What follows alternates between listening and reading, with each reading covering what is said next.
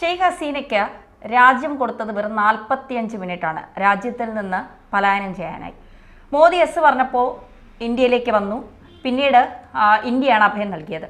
പക്ഷേ ഷെയ്ഖ് ഹസീനയ്ക്ക് പിഴച്ചത് എവിടെയെന്നുള്ളൊരു ചോദ്യം കഴിഞ്ഞ കുറച്ച് ദിവസങ്ങളായി നമ്മളൊക്കെ ചോദിച്ചുകൊണ്ടിരിക്കുകയാണ്.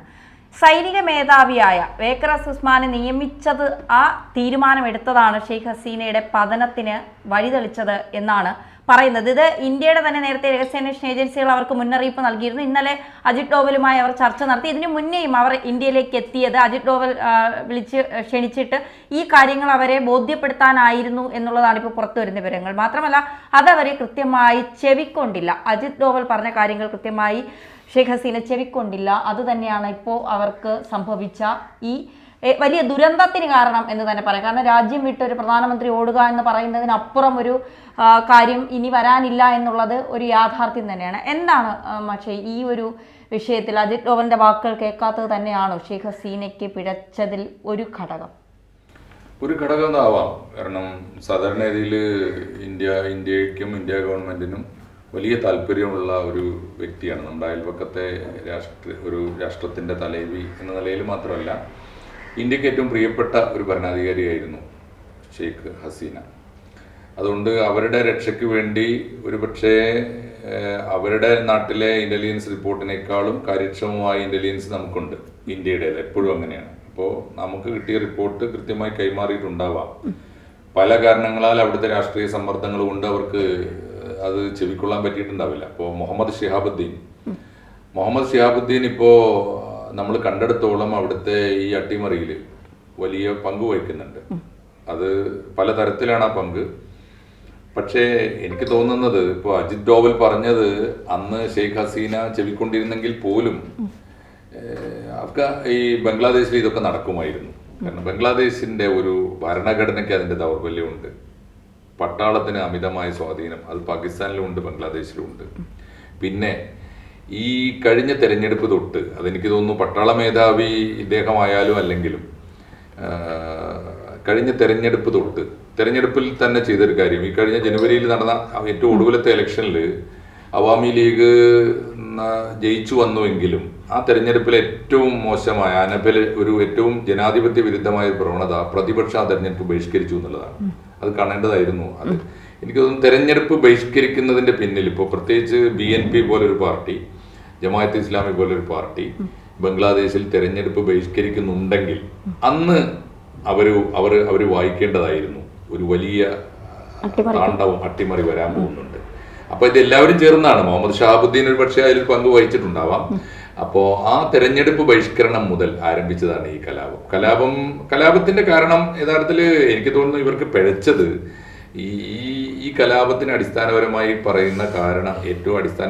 പറയുന്ന കാരണം ലോകത്തിലെ ഏത് ജനാധിപത്യവാദിക്കും അംഗീകരിക്കാവുന്ന ഒന്നല്ല. അല്ല മാഷെ, അപ്പോൾ അതിനകത്ത് ഒരു പ്രധാന ഒരു കാര്യം എന്ന് പറയുന്നത് അതായത് ഈ വക്കർ ഉസ്മാൻ എന്ന് പറയുന്ന ആള് ആദ്യം അവിടുത്തെ ഒരു സാധാരണ ഉദ്യോഗസ്ഥനായിട്ട് നിയമിച്ചു. പിന്നീട് ഷെയ്ഖ് ഹസീന തന്നെ ഇടപെട്ട് അവരെ പട്ടാളത്തിൻ്റെ മേധാവിയാക്കി.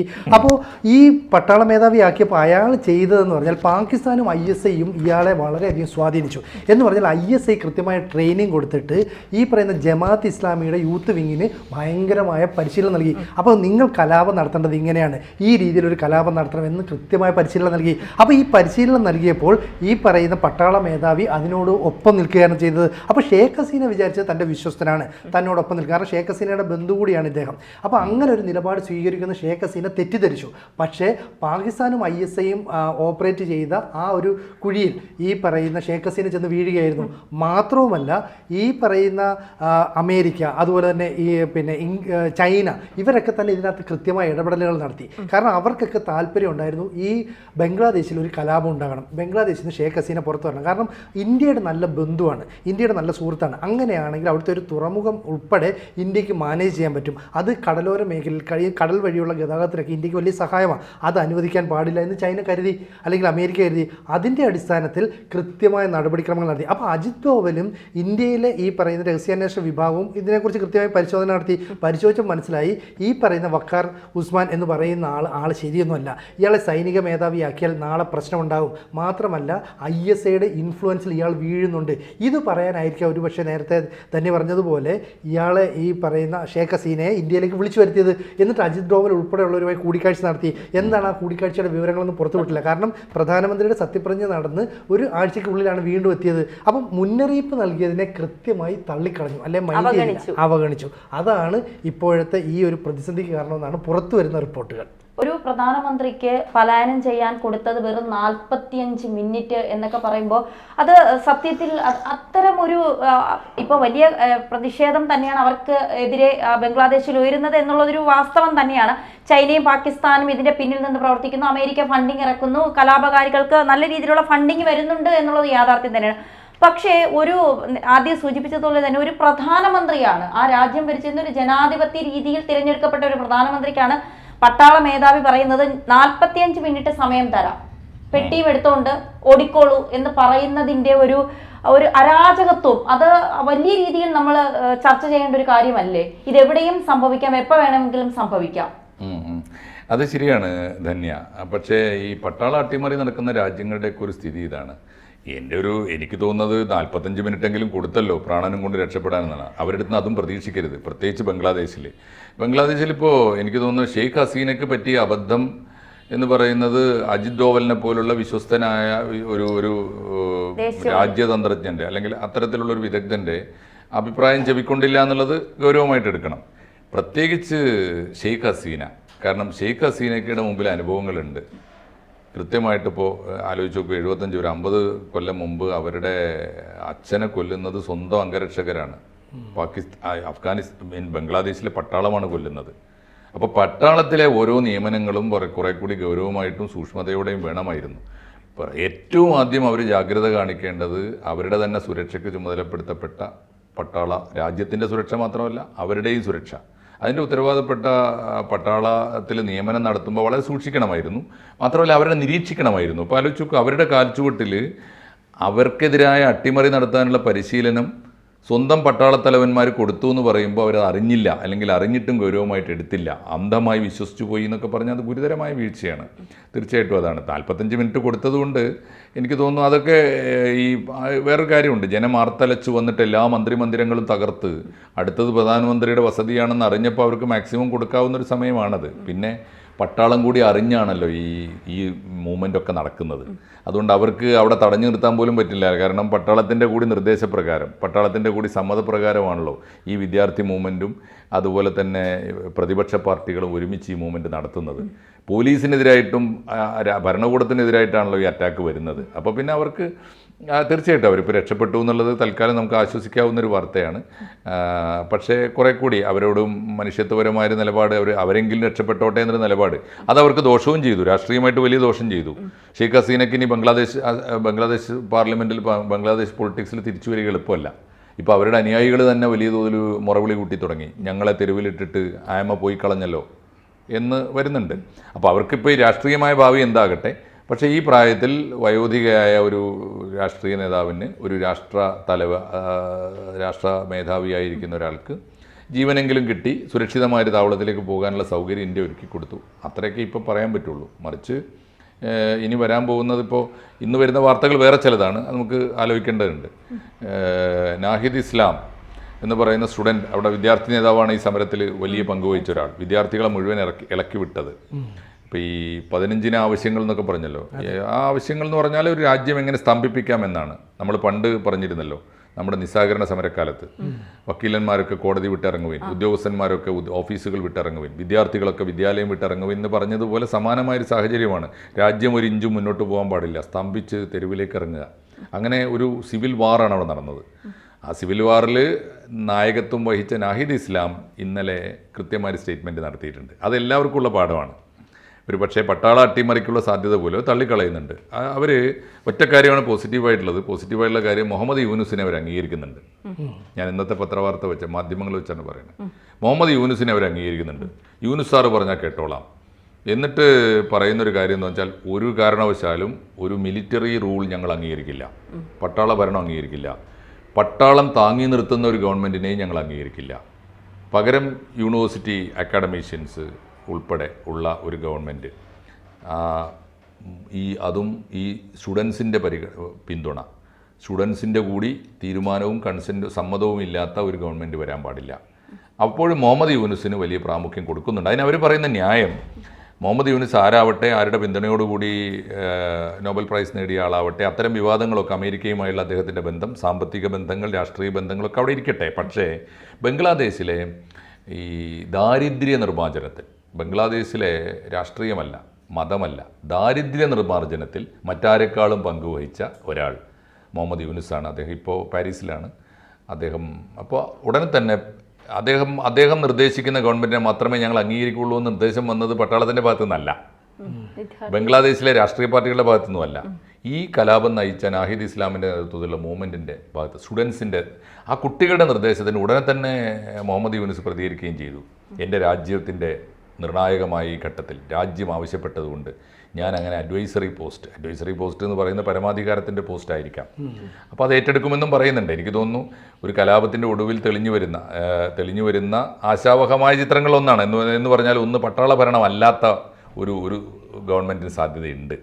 വേറൊന്ന് അമേരിക്കൻ പിന്തുണയോടുകൂടി ഒരു പക്ഷേ അമേരിക്കയ്ക്ക് വേണ്ടിയുള്ളൊരു പാവ ഗവൺമെൻറ് ആവാം. എങ്കിലും അക്രമം പ്രത്യക്ഷത്തിൽ ഈ കലാപം അവസാനിക്കുന്ന ഒരു സിറ്റുവേഷൻ ഉണ്ടാകും എന്ന് തോന്നുന്നുണ്ട്. പക്ഷേ അത് എപ്പോഴാണ് പ്രസക്തമായി തീരുന്നത്? ഷെയ്ഖ് ഹസീന പോകുന്നതിന് ശേഷം 100 പേര് കൊല്ലപ്പെട്ടു അവിടെ. ഇന്നത്തെ ഇപ്പോൾ ടോള് കണ്ടത് ഈ കലാപത്തിൽ മാത്രം 440 പേര് കൊല്ലപ്പെട്ടു. 1,500 പേര് കൊല്ലപ്പെട്ടിരിക്കുന്നു. ആ കലാപത്തിൽ ഇനി ആദ്യം വേണ്ടത് അവിടുത്തെ കൊല അവസാനിപ്പിക്കുകയാണ്, അക്രമം അവസാനിപ്പിക്കുകയാണ്, തെരുവുകൾ ശാന്തമാവുകയാണ്. ഷെയ്ഖ് ഹസീന പോകുന്നെങ്കിൽ ഒരു പക്ഷേ അവരുടെ രാഷ്ട്രീയ ഭാവിക്ക് അത് വലിയ ദോഷം ചെയ്താലും ഷെയ്ഖ് ഹസീന പോകുന്നതുകൊണ്ട് ആ കലാപം അവസാനിച്ചുവെങ്കിൽ ബംഗ്ലാദേശി ജനതയ്ക്ക് വേണ്ടി നമ്മളത് നന്നായി എന്നേ ഇപ്പോൾ തൽക്കാലം പറയാൻ പറ്റുള്ളൂ. അവിടുത്തെ പ്രതിപക്ഷ രാഷ്ട്രീയ കക്ഷികളുമായിട്ട് ഇന്ത്യ നല്ലൊരു ബന്ധം പുലർത്താനായിട്ട് ശ്രമിക്കുന്നുണ്ട്. കാരണം ഈ പറയുന്ന ജമാഅത്ത് ഇസ്ലാമിയും ഈ ബംഗ്ലാദേശ് നാഷണലിസ്റ്റ് പാർട്ടിയൊക്കെ ആയിട്ടൊരു ബന്ധം സ്ഥാപിക്കുക. കാരണം ഇന്ത്യ വെറുതെ പ്രശ്നങ്ങൾക്ക് പോകേണ്ട എന്നൊരു നിലപാടാണ് സ്വീകരിക്കുന്നത്. കാരണം ഷെയ്ഖ് ഹസീനെ ഇന്ത്യയുടെ നല്ലൊരു സുഹൃത്തായിട്ട് കാണുന്നുണ്ടെങ്കിൽ പോലും ഇന്ത്യയുടെ നിർദ്ദേശങ്ങളെ അവഗണിച്ച ഒരാളാണ്.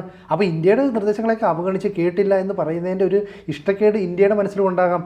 അതുകൊണ്ട് തന്നെ ഇന്ത്യ ഇനി എന്ത് നിലപാട് സ്വീകരിക്കുന്നുള്ള നിർണായകമാണ്. ഇപ്പം ഷെയ്ഖ് ഹസീനെ കുറച്ച് ദിവസത്തേക്ക് താൽക്കാലികമായാണ് ഇന്ത്യയിൽ അഭയം നൽകിയിരിക്കുന്നത്. അവർക്ക് പോകാൻ ആഗ്രഹിക്കുന്നത് ബ്രിട്ടനിലേക്കോ അമേരിക്കയിലേക്കോ ഒക്കെയാണ്. പക്ഷേ അവിടെ ഈ കേസൊക്കെ ഉള്ളതുകൊണ്ട് അവിടെ ചെല്ലണ്ട എന്നുള്ള നിലപാട് അവർ സ്വീകരിക്കുന്നു. അങ്ങനെയാണെങ്കിൽ UAE, സൗദി അറേബ്യ, കുവൈറ്റ് ഏതെങ്കിലും രാജ്യങ്ങളൊക്കെ ഇവർ ശ്രമിക്കുന്നുണ്ട്. അപ്പോൾ എങ്ങനെയെങ്കിലും അവിടേക്ക് എത്തിപ്പെടണമെന്ന് ഷെയ്ഖ് ഹസീന ആഗ്രഹിക്കുന്നുണ്ട്. അപ്പോൾ ഇന്ത്യയുടെ വിദേശകാര്യമന്ത്രി ജയശങ്കർ പറയുന്നത് ഷെയ്ഖ് ഹസീനയുടെ എല്ലാ കുറ്റവും പാപഭാരമൊന്നും നമുക്ക് ഏറ്റെടുക്കേണ്ട കാര്യമില്ല, ഞങ്ങളത് ഏറ്റെടുക്കുകയുമില്ല. പിന്നെ അവർക്ക് കേസും ബാക്കി കാര്യങ്ങളൊക്കെ ഉണ്ടെങ്കിൽ അത് അതിൻ്റെ വഴിക്ക് നടക്കട്ടെ, ഞങ്ങൾ അവരുടെ ഒരു സുഹൃത്ത് എന്ന നിലയിൽ എല്ലാ സഹായവും പിന്തുണയും ഒക്കെ നൽകുന്നു. അപ്പോൾ അജിത് ഡോവൽ എന്ന് പറയുന്ന ദേശീയ ഉപദേഷ്ടാവ്, അദ്ദേഹത്തിൻ്റെ വാക്കുകൾ തള്ളിക്കളഞ്ഞ ഒരാൾക്ക് ഇനി നമ്മൾ അധികം സഹായം ചെയ്യേണ്ട എന്നൊരു നിലപാട് ഇന്ത്യ സ്വീകരിച്ചുകൂടാനില്ല. കാരണം നമ്മൾ പറയുന്ന ഒരു ആൾക്ക് കേൾക്കാൻ വയ്യ, രാഷ്ട്രത്തലവനാണ്, രാഷ്ട്രത്തിൻ്റെ പ്രധാനമന്ത്രി. അപ്പോൾ അവർക്ക് ഇന്ത്യയിലേക്ക് അഭയം വേണമെന്ന് പറഞ്ഞപ്പോൾ രണ്ടാമതൊന്നും ആലോചിക്കാതെ ഓക്കെ വന്നോളൂ എന്ന് പറഞ്ഞാൽ സ്ഥിരമായിട്ടുള്ള ഒരു അഭയമല്ല, ഒരു താൽക്കാലിക അഭയമാണ്. അങ്ങനെ താൽക്കാലിക അഭയം സ്വീകരിച്ച് ഇവിടെ നിൽക്കുമ്പോൾ ഇനി ഷെയ്ഖ് ഹസീന ഇങ്ങോട്ടേക്ക് പോകുക എന്നുള്ളത് വലിയൊരു പ്രശ്നമാണ്. അവരുടെ സഹോദരിയുടെ മകൻ ബ്രിട്ടീഷ് പാർലമെൻറ്റ് അംഗമായതുകൊണ്ട് അവിടേക്ക് പോകണമെന്ന് അവർ ആഗ്രഹിക്കുന്നുണ്ട്. മാത്രമല്ല അവരുടെ സഹോദരിക്ക് ബ്രിട്ടീഷ് പൗരത്വമുണ്ട്. അപ്പോൾ അതുകൊണ്ട് ആ രീതിയിലേക്ക് പോകുമോ എന്നുള്ളത് നമുക്ക് കാത്തിരുന്ന് കാണേണ്ടി വരും. അതുപോലെ എത്ര നാൾ ഇന്ത്യ അഭയം നൽകും? ഷെയ്ഖ് ഹസീനയ്ക്ക് എത്ര നാൾ അഭയം നൽകാൻ? ആരെയും പിണക്കാതെ ഈ നേരത്തെ സ്മിജി പറഞ്ഞതുപോലെ ഈ പാവങ്ങളിൽ ഞങ്ങൾക്ക് പങ്കില്ല എന്ന് ജയശങ്കർ തന്നെ പാർലമെന്റിൽ നിലപാട് വ്യക്തമാക്കിയ സ്ഥിതിക്ക് എത്ര നാൾ ഷെയ്ഖ് ഹസീനയ്ക്ക് അഭയം നൽകാൻ ഇന്ത്യക്ക് കഴിയും? ലോങ് ടേം അവർ തന്നെ ആവശ്യപ്പെട്ടിട്ടില്ല എന്നാണ് ഞാൻ മനസ്സിലാക്കുന്നത്. ഇന്ത്യ ഒരിക്കലും ബംഗ്ലാദേശിലെ ഷെയ്ഖ് ഹസീനയെ പോലെ ഒരാൾക്ക് ദീർഘകാലത്തേക്ക് സുരക്ഷിതമായൊരു താവളമല്ല. പൗരന്മാർക്ക് വന്ന് ജീവിക്കാവുന്ന എത്രയോ ബംഗ്ലാദേശ്, ഇപ്പം അവരുടെ തന്നെ മോള് ഇവിടെ ഉണ്ട്. മോള് ഇവിടുത്തെ WHO ഡയറക്ടറായിട്ട് എത്രയോ കാലമായിട്ടുണ്ട്. അതുകൊണ്ടുകൂടിയാണ് അവർ ഇന്ത്യയിൽ വരുന്നത്. പക്ഷേ ഈ ഒരു സിറ്റുവേഷനിൽ ഷെയ്ഖ് ഹസീനക്ക് ഇന്ത്യ അത്ര സേഫൊന്നും ആവണമെന്നില്ല. അവരിവിടെ ആഗ്രഹിക്കുന്നുണ്ടാവില്ല. കുറേ കൂടി സേഫായിട്ടുള്ള അസൈലം UK പോലുള്ള രാജ്യം, ഇപ്പോൾ പറഞ്ഞ പോലെ രാജ്യങ്ങളാവാം, എവിടെ കിട്ടും എന്നറിഞ്ഞുകൂടാ, അവർക്ക് അവരുടേതായ ഇഷ്യൂസ് ഉണ്ടാവാം. പക്ഷേ ഇന്ത്യ ഇതിൽ എടുത്തിരിക്കുന്ന നിലപാട് വളരെ ഡിപ്ലോമാറ്റിക്കാണ്. ഇന്ത്യക്കത് അറിയാം. ഇപ്പോൾ കണ്ടില്ലേ ഏതൊക്കെ യുദ്ധമുഖത്ത് പോയി. ഇപ്പോൾ യുക്രൈൻ വാർ നടക്കുമ്പോൾ സെലൻസ്കിയെയും നമ്മൾ കണ്ടു, ഇന്ത്യ ഗവൺമെൻറ് കണ്ടു, പുടിനെയും കണ്ടു. രണ്ടു കൂട്ടർക്കും ഇന്ത്യയുടെ സമദൂര സിദ്ധാന്ത പ്രകാരമുള്ള പിന്തുണ വാഗ്ദാനം ചെയ്തു. പിന്തുണ മീൻസ് അവരുടെ അന്താരാഷ്ട്ര കരാറുകളിലും സാമ്പത്തിക ബന്ധങ്ങളൊക്കെ ഉറപ്പുവരുത്തി. എന്നിട്ട് രണ്ടാളോടും ചെവിയിൽ പറഞ്ഞ ഒരു മന്ത്രമുണ്ടല്ലോ, അത് ഇന്ത്യൻ മന്ത്രമാണ്, ശാന്തി മന്ത്രമാണ്. യുദ്ധം ഒന്നിനും പരിഹാരമല്ല കേട്ടോ. അത് പറയും നമ്മൾ. അതിപ്പോൾ ഇനിയിപ്പോൾ അവിടെ BNP വന്നു, കടുത്ത ഇന്ത്യ വിരുദ്ധരാണ്. ജമാഅത്തെ ഇസ്ലാമി വന്നു, കടുത്ത മതമൗലികവാദികളാണ്. അവരുടെ കൂടി പിന്തുണയോടുകൂടിയായിരിക്കും ഈ സ്റ്റുഡൻസ് ഗ്രൂപ്പ് ഭരിക്കാൻ പോകുന്നത്. അപ്പോൾ മുഹമ്മദ് യൂനുസിൻ്റെ അഡ്വൈസ് ഉണ്ടായാൽ പോലും അവരുടെ ഇന്ത്യ വിരുദ്ധ നിലപാടിലൊന്നും മാറ്റം വന്നുകൊള്ളുന്നില്ല. പക്ഷേ ആരൊക്കെ ഇന്ത്യ വിരുദ്ധ നിലപാടെടുത്താലും അവരോട് ഇന്ത്യക്ക് ഡിപ്ലോമാറ്റിക് ആയിട്ടുള്ള റിലേഷൻ കീപ്പ് ചെയ്യാൻ പറ്റും. നമ്മളോട് കളിക്കുന്നത് വരെ നമുക്ക് അപകടം. നിങ്ങൾ വേണമെങ്കിൽ അവിടെ നിങ്ങളുടെ അനുയായികളെ വികാരം കൊള്ളിക്കാൻ വേണ്ടി ഇന്ത്യ വിരുദ്ധ വികാരമൊക്കെ പറഞ്ഞു, പക്ഷേ മേക്കിട്ട് കയറാൻ വരണ്ട എന്ന് നമ്മൾ പറയും. അത് നമുക്ക് ഇന്ത്യക്ക് അറിയാം. ഇന്ത്യക്ക് ഡിപ്ലോമാസി വളരെ കൃത്യമായിട്ട് അറിയാമെന്നത്. ഇപ്പോൾ ഇസ്രായേൽ പ്രശ്നത്തിൽ എന്താ കണ്ടത്?